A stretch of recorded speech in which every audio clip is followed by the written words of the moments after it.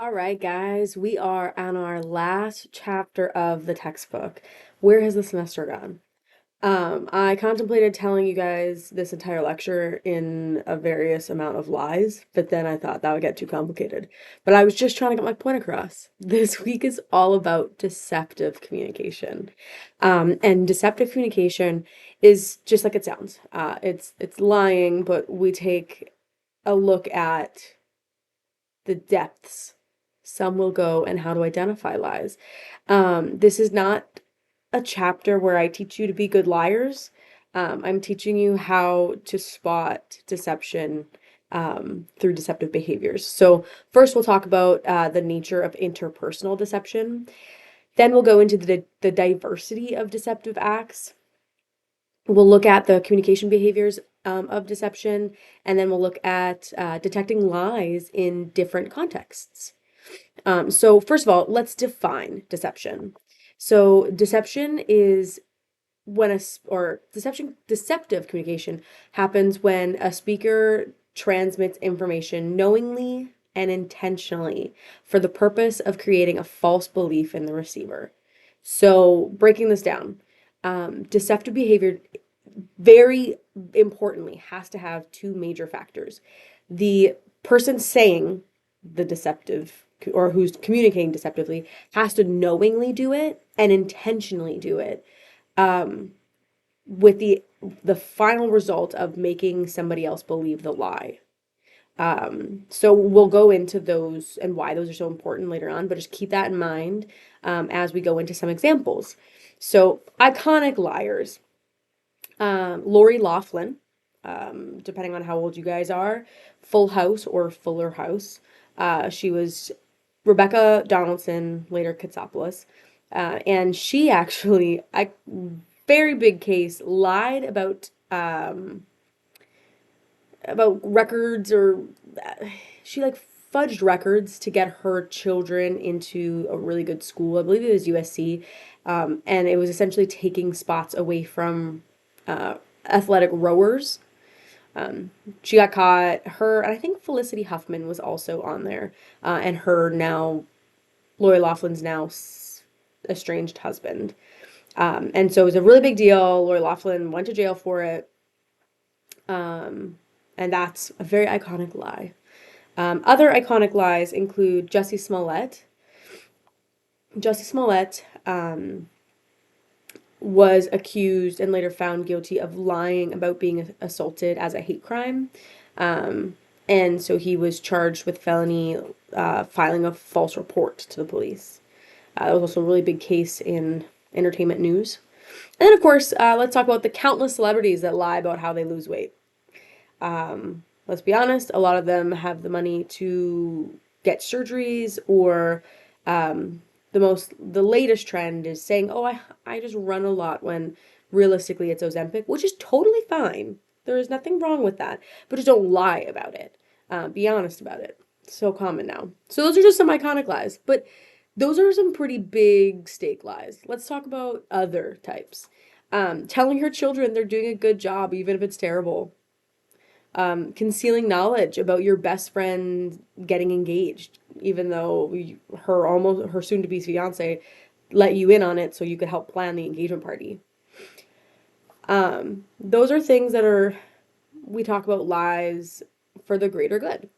Um, Kids, however, are iconically honest humans. And sometimes we teach them that it's not nice to be that honest. So going back to it, can lying be for the greater good? We say that, but nearly all cultures condone deceptive behaviors and promoting honesty is the best policy. How many times do you remember growing up hearing that from an adult? And so that is something that is culturally accepted across every culture. And sometimes though, when we do need to make those small lies, we call them fibbing, misleading, exaggerating, stretching the truth, concealing the truth, or telling you a white lie. And so those, regardless of how big or small they are still deceptive. Sorry, I have to move my chair. There we go. And again, I'm not teaching you to be deceptive. I'm teaching you how to spot deception to make you better communicators. So now let's talk about those high stake lies. Remember, we talked about Lori Loughlin and Jussie Smollett. High stake lies are a form of legal fraud, which means you're more likely to, if caught, face steep fines and prison time. Um, Lori Loughlin was charged with mail and wire fraud. Jussie Smollett, again, charged with filing a false report. Um, some of these, so here are some of the high stake lies in the example: forging a signature, impersonating a licensed professional, engaging in insider trading, misrepresenting income on tax returns, filing a false insurance claim, and committing perjury. So going back to that, Lori Loughlin again committed mail and wire fraud. Smollett filed a false report. Again, depending on how old you are, Martha Stewart iconically went to jail for insider trading, which in the end it made her, gave her more street cred, and now she does a bunch of ads with Snoop Dogg, but whatever. The Trump Organization, and this is the Trump Organization as a whole, not individual, was caught, was charged with tax crimes. Barry Bonds, iconic baseball player, was charged with perjury. So it happens really often, and those are what, like I said, considered high stake lies because they're forms of legal fraud, and they lead to potential prison time and steep fines. I have an example of some really intense deception. It's from the movie Catch Me If You Can, starring Leonardo DiCaprio. He literally pretends to be a pilot. So go ahead and watch that example. Okay, so we talked about high stakes. Let's talk about low stakes. Some are low stakes, and I refer to those, or we refer to those, as white lies. And it's usually intended to avoid embarrassment or hurt feelings. So going back to your kids, maybe your kid's Christmas concert performance was terrible, but you tell them it was amazing. Because what's the point of hurting or embarrassing them? Or on the other hand, if somebody buys you a gift and you tell them you love it, even though it's not your style, but you appreciated the effort that went into it, so you're kind of lying still because you don't like it. The stakes for a low stake lie are usually just emotional discomfort, and often they're just temporary. So high stakes, remember, legal fraud, fines, prison time. Low stakes, emotional discomfort, and often temporary. And then, of course, we have the middle stakes lies. Middle stakes lies is a little bit, again, it's the middle ground. It's a little more than emotional discomfort, but probably not as far as a steep fine or prison time. You might lie to get out of a ticket. And when you lie, you might be saying, "Oh, I'm sorry, I didn't know what the speed limit was, or I didn't realize I was going that fast." When in fact you really did know you were going that fast because you were late for class. Um, or lying about cheating on a test or in a class. The stakes aren't as, like I said, the stakes aren't as high as jail time, but not as low as embarrassment. It could heavily impact your grade, which could have its own effects, right? It's a snowball effect that could impact your college education or your finances if you get a zero in the class and have to retake it. So these middle lies are what we often use the most. We might not white lie as much, because we go back to the honesty is the best policy, and as long as we're not hurting anybody, we're more likely to just be honest. But these middle stake lies come up a lot. I mean, I'm sure if I could see you guys all and I could show of hands, if anyone has ever tried to lie to get out of a speeding ticket, I would see a lot of hands go up. And so now we're talking about lies, but what does a lie have to do to qualify as deception? So this goes back to the definition that I mentioned. To qualify as deception, the sender must know that the information is fake. So let's use Lori Loughlin. She knew her kids weren't athletic rowers, um, and but she wrote that on forms, knowing that they were lies. The sender must be transmitting the information on purpose. Lori Loughlin had a purpose. She did it intentionally because she wanted to get her kids into a good college. And the sender must be attempting to make the receiver believe the information, which is exactly what she was doing. She faked it till she made it, and I do believe made it, and I do believe that there was like another third party involved that helped her lie to submit it to USC. I don't know if necessarily the receiver. There was somebody on the inside at USC. Obviously, they weren't the receiver. The end result being the college as a whole as the receiver. They had to make the lie believable. I have another example of deception, and that is I don't bring up Psych very much, but Psych is iconically known for the whole entire premise of Sean Spencer lying about being psychic. And so I have put it in your examples. It's the very first episode, which might hook you guys. Watch it. It's him figuring out how he has to lie in that moment to save face. So he pretends to be psychic. Okay, so we decided when a lie is considered deception, but when is a lie not a lie? You are not lying to somebody if you believe what you're saying is true. Sure, it might qualify as misinformation, but you're not being deceptive and you're not lying. You're also not lying if you don't intend for others to believe what you are saying. So you might exaggerate a point, but you don't intend for it to be taken literally. You could say, I'm so hungry I could eat a horse. Sure, that's on the surface a lie, but it's an exaggeration. It's not intended to be taken for truth, and it's not intended to be believed by others. And then you cannot lie to yourself.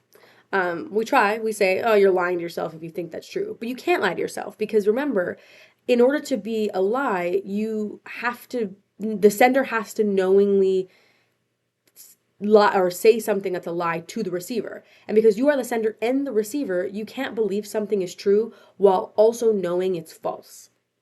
So when's a lie not a lie? When when you believe what you say is true, you're not intending for the other person to believe it, or when you're trying to lie to yourself.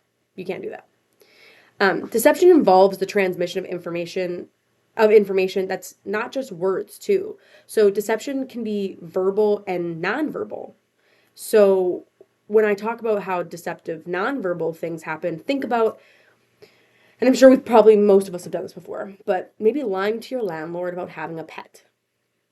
And every time they come to your house or into your unit, your apartment, you would hide the things that show you have a pet, including the pet itself.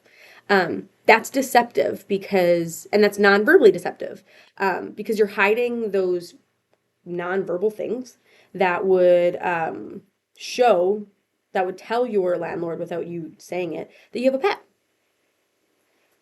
And then of course it has to have motive. Sometimes people think that lying isn't lying because if they do it for a good cause. And so if a police officer doesn't tell you the gruesome details of a crash that involved somebody in your family, they're lying to you, but they believe that their motive was a good cause because they didn't want to didn't want to cause any more harm. But at the end of the day, that's still a lie. And there might be many motives for deception, but as long as we are knowingly doing it, asking someone else to believe it, it's a lie. And then you're like, I'm sorry, I'm doing it on purpose. I missed the third one. I was forgetting. But yes, motive or not, good intention or not, it's a lie. And so deception is common when you're trying to just be polite. And politeness is just, you want other people to feel appreciated, whether you're being genuine or not. And oftentimes we think about how unedited honesty, like think about that little kid saying something like, oh, you're fat, or you're large, or you're big, or something about your weight. how that would be seen also. I don't know why I used that voice as a child. I apologize. Um, but that unedited honesty is usually seen as highly impolite. So we put deception and politeness kind of in the same. Um, think about going on a first date and maybe it didn't go great, but you don't want to make that person feel bad. I mean, it's a very vulnerable thing to go on first dates. So you lie and say, I had so much fun, let's do it again, when you clearly do not want a second date. The intention is to keep a social harmony and to avoid hurt feelings. Um, Also, sometimes you just don't know who's crazy. And if you say that you don't want to go on a date with them, they could crazy murder you. That's my fear at all times. Um, Sorry, I'm not projecting. Anyways, but always telling people your unfiltered opinions can also create damage in a relationship. You might think, oh, but I'm the honest friend. I always want to be honest. But people who are obsessed with being totally honest can end up facing isolation because when people continuously see them as impolite and lacking social skills, they don't want to hang out with them. So it's a balance. Again, I'm not telling you to be deceptive, but I'm telling you why sometimes we are, um, and how it helps maintain a social balance. Don't let it be a slippery slope to lying every time. And then we talk about online communication. We talk about this all the time, but deception is so common online. We talk about catfishing. We talk about online dating and how we lie on online dating apps. People feel more comfortable lying via text message, social media, or email than they do in person. And that's because those are context lean environments, which means that they can't see the context clues, the nonverbals of what you're saying to decide whether it's a lie or not. And then, of course, adding another layer to this, it's even more prominent lying when you can do it anonymously. So, like, I don't know, Reddit. You can create finstas or like fake Instagram accounts or any place where you can be anonymous. You're more likely to lie. Um, a study done actually showed that people online dating mostly lied about four things: self presentation, meeting up, timing, and lies to avoid rejection. So, self presentation, they lied about what they like, their income, their education, their hobbies. They lied about meeting up, which is lying about scheduling conflicts to avoid meeting the person, or timing, lying about when you'll be there.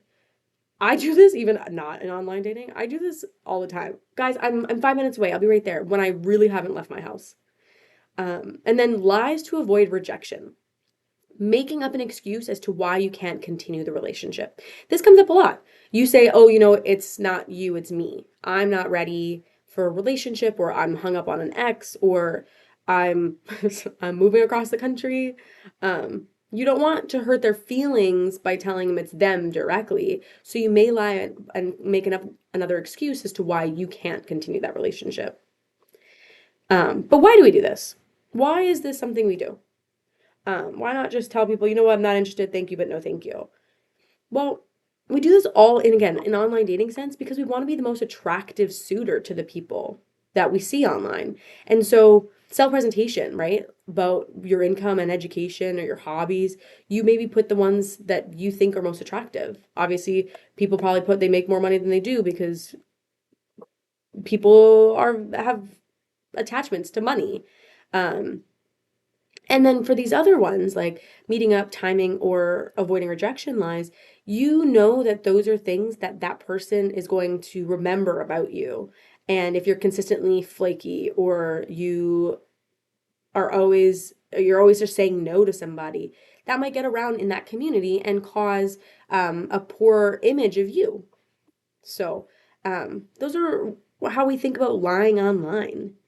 And then to talk about why some people um, deceive, we want to think about benefiting the hearer, to get to know somebody, to protect their privacy, to avoid conflict, to make themselves look better.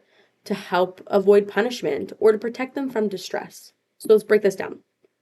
To benefit the hearer, you want to make someone feel good. You might not like their haircut, but you might say, hey, I like your new haircut. To get to know somebody, you might lie to make up a reason to talk to somebody, to initiate that initial conversation, um, or to protect your privacy. You lie at work about being fine because you don't want to talk about how you're dealing with a sick grandpa in the hospital. That's your personal life, and you don't want to tell anybody that. To avoid conflict, your partner asks you to go out with friends, and you say yes, even though you don't want to because you just want to avoid a fight. You pick your battles in that sense. To make yourself look better. Most of you probably haven't had a high school reunion yet. But if you have, you're like me. You go to a high school reunion, and most iconically in TV shows, you also see it. People lie at high school reunions to exaggerate how well they're doing in life, to make themselves look better. To avoid punishment. Maybe lying about about lying to a cop about a speed limit. Again, you lied because you wanted to get out of a speeding ticket and you thought it was a different speed limit. That's the lie, and you hope that they don't punish you. And then to protect from distress, lying about why you can't go to Thanksgiving so you don't have to listen to your senile uncle talk about politics. That would be very distressful. And then there's other ways that we lie that aren't necessarily altruistic in the sense. Revenge, lying about an ex who cheated on you to hurt, or who cheated on you. So you might lie to a girl who says he's interested in him and say he's a poor lover, for example. Taylor Swift wrote a song about it. And then maybe another lie is to hurt someone for no reason. You're bored, so you make up a rumor, but realistically, that rumor ends up hurting somebody. And of course, to deny your, or not deny, to protect your livelihood. You may deny medical issues to get a job.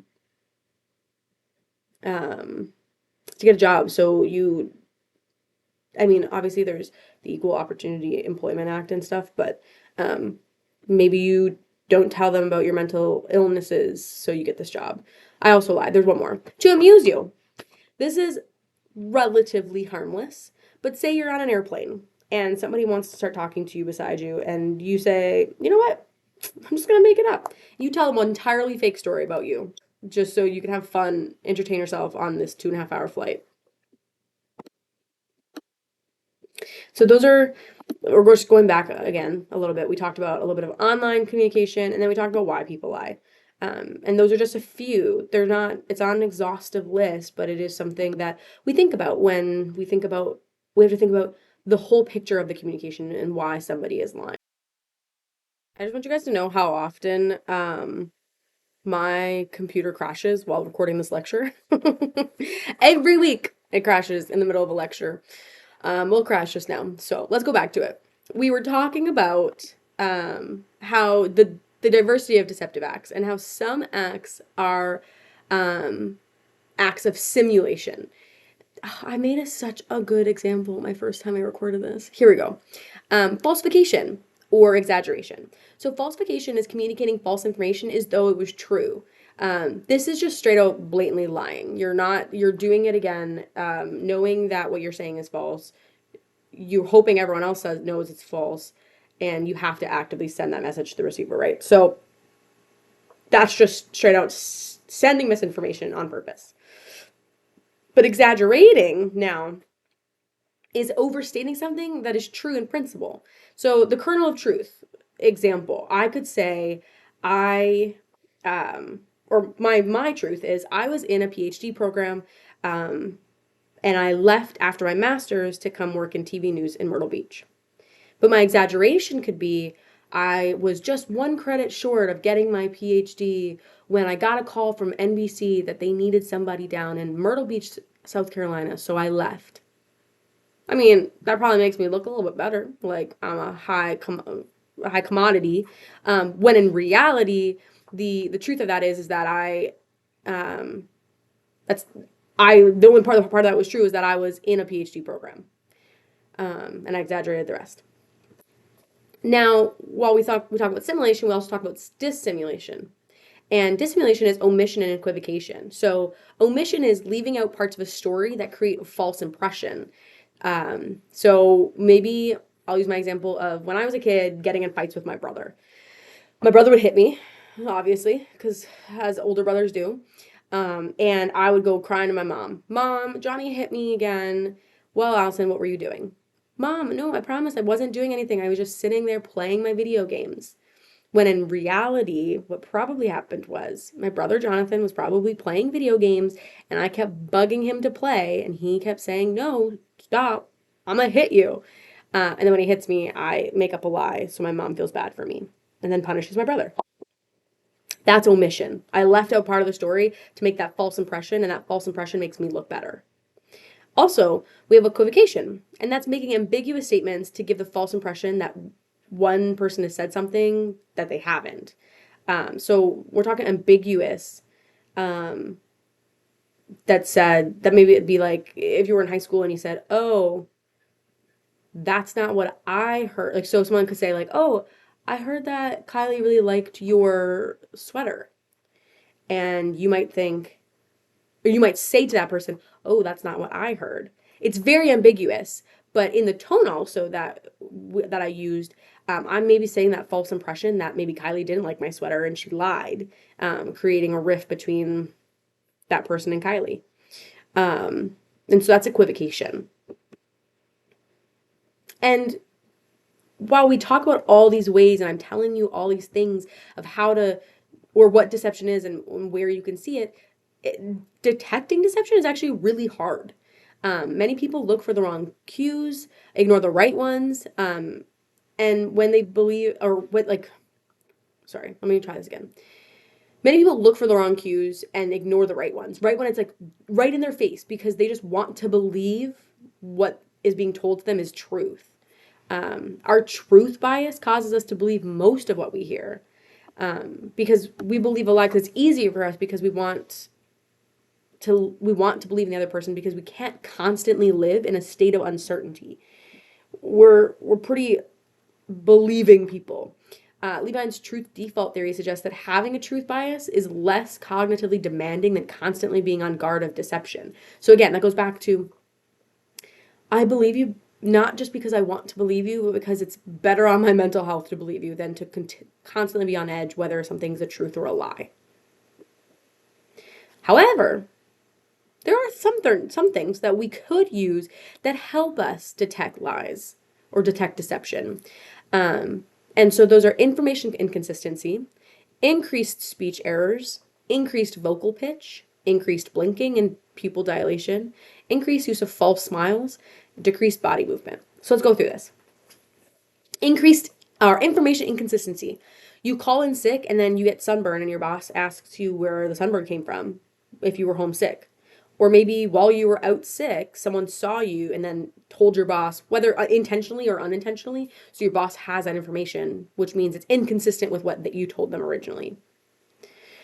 Increased speech errors. This is where a lot of verbal fillers come in. Yeah, like, so, yeah, all those kind of verbal fillers. Um, I do, guys, I say all the time. I'm so guilty, but I promise you I'm not lying to you. The verbal fillers, though, are ways to detect inconsistency and deception. And then you have increased vocal pitch. And here's another example I'm going to take from Friends because they do it so well. It's when your vocal pitch obviously goes up higher. So you want to say, like, yeah, it's good. Yeah, uh-huh. Mm-hmm. Ross from Friends does this, and I posted a video of it. It says he's fine when he finds out that Rachel and Joey are together. So take a watch. Okay, and then you have increased blinking and pupil dilation or lack of eye contact. And then you also find people blink more when they're lying. Increased use of false smiles. If you can see a smile, you might hear this often. Oh, the smile didn't reach their eyes. It's often a fake smile. When you're so happy, you smile with your entire face. But when you're faking it, it's usually just your mouth. And then decreased body movement. When we might think people might be more exaggerative when they lie, when they're trying to be deceptive, they might try to mask those movements. Um, and those movements come from nervousness, but by doing so, they overcompensate and they move less. I bring you back or to another example, and it's from the movie Liar Liar, aptly named for this episode, or for this episode. Guys, I used to record podcasts, sorry. Aptly named for this class lecture. Um, Use of lies. Let's talk about how, I believe his name is Fletcher, but Jim Carrey's character uses a mix of various lies. Some seem small, while others seem more serious. And all the types of cues that you can identify in this video that he uses to detect deception. But also remember to our earlier slides, sometimes lying can be for the greater good. And so sometimes when he tells some of these lies, maybe he believes that he's doing it for the greater good. Sometimes I believe that he's just doing it for his own benefit.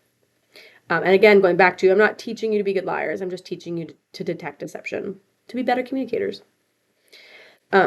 Also, when you suspect deception, remember that familiarity affects how successful we are with deception detection. So you're more likely to believe a lie from a friend than a stranger. And you might think, well, that doesn't seem right. Like, how is that possible? Because when we want, well, a couple things. We're more likely to detect a lie from a friend because we know their cues, verbal and nonverbal. We know who they are. So when they start acting suspicious, it's easier to detect. Um, and then obviously, like with a stranger, you have that sense of unfamiliarity with them where you might be hesitant to believe what they say is a lie, but because of that, you're more likely to believe everything they say is a lie rather than successfully detect deception. And then expressive people are better liars. They're more in control and mindful of their communication cues, so they're more likely to be able to control them when they want to tell a lie. People who are less expressive, I should say, are more likely to be aware of their movements, and that goes back to last slide where they might decrease their body movements because the nervousness comes out more, whereas the expressive people, their movements aren't something that's out of the ordinary for them. And then again, culture matters, but only sometimes. So you can better detect lies within cultures than across culture. So that is because within culture, obviously, you know how they talk, you know their cues, you know, again, sarcasm or how to read language, but you might be unfamiliar with another culture and the way they do things, so it's harder to detect whether something is truth or a lie within that culture. Okay, so now let's wrap this up with our final slide, and we talk about detecting lies in different contexts. So when you suspect deception, remember that motivation to succeed at lying doesn't always help. Motivation impairment effect hypothesizes that motivation to succeed in a high stakes lie, and remember high stakes is usually legal fraud, will impair the deceiver's nonverbal performance, making them less likely to be believed. Because we have too much nervous energy to hide in high stakes lies, and because low stakes lies don't even produce the same degree of nervousness that you get in high stakes lies.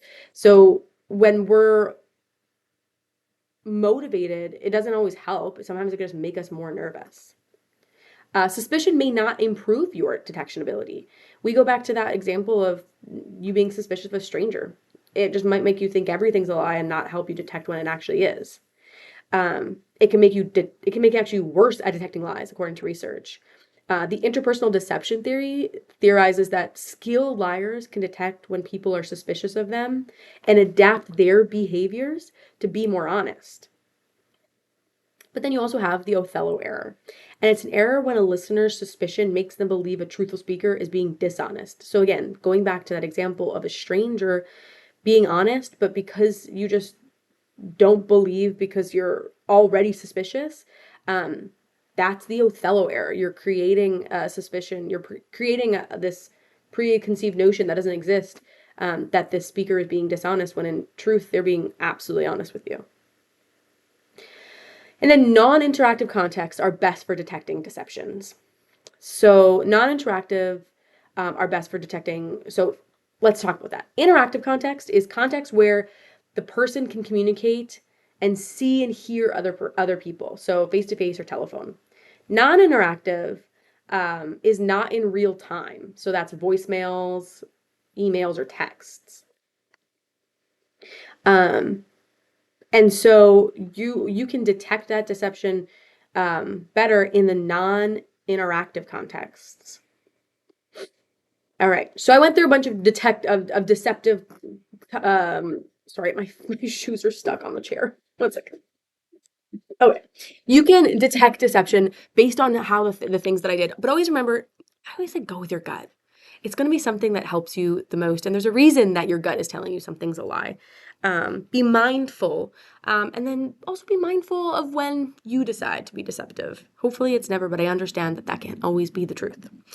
So this is the last chapter video for you guys. It's the last time you're going to hear from me, most likely. So I look forward to teaching you more or seeing more of your This Is Me projects. There you go. That's what I want to say.